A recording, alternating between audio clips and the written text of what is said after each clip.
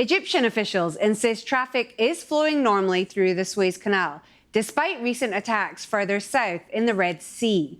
Iranian-backed rebels in Yemen have repeatedly targeted commercial vessels, leading some of the world's biggest shipping firms to suspend routes in the area. There have also been concerns that the Israel-Gaza war would spread in the region. Here's our business reporter, David Waddell. Let's have a look at the geography of the situation. Here's the Babel-el-Mandeb Strait, right next to Yemen, where those Houthi attacks have come from.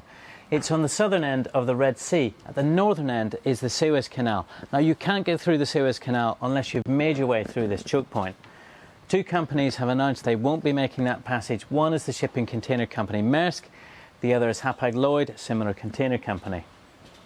Now, if you're running a ship from the Indian Ocean to the Atlantic Ocean and you can't or won't get through the Suez Canal, you need to make this much longer passage around the Cape of Good Hope in South Africa. That might add 9 days, possibly more, to the journey if you're going to Europe, possibly 6 days to the United States.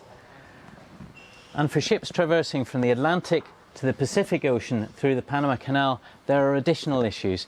Let's hear from the independent economist Cornelia Meyer. When you look especially at trade from Shanghai, let's say, to New York, Asia to the east coast of the US, if we can't go through the Panama Canal because it's very constrained because of the low water levels, and we have to ship it through the Suez Canal, that adds 5 days. When we then have to go around the Cape of Good Hope, that adds another 6 days. So potentially, if things can't get sorted, we will have to live with 11 days extra for cargo to go from Asia to the east coast of the US, and that will be very expensive. The Suez Canal Authority is very keen for shipping to continue making that passage through the Red Sea. They've released a statement. They say the navigation through the Suez Canal flows normally as usual. Suez Canal will remain the fastest and shortest route, as opposed to, of course, that route around the Cape of Good Hope. They said that on Sunday, 77 ships made the passage through the canal.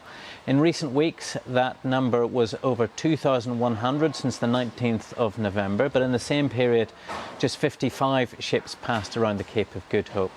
We'll just have to see in the coming days and weeks whether that balance changes.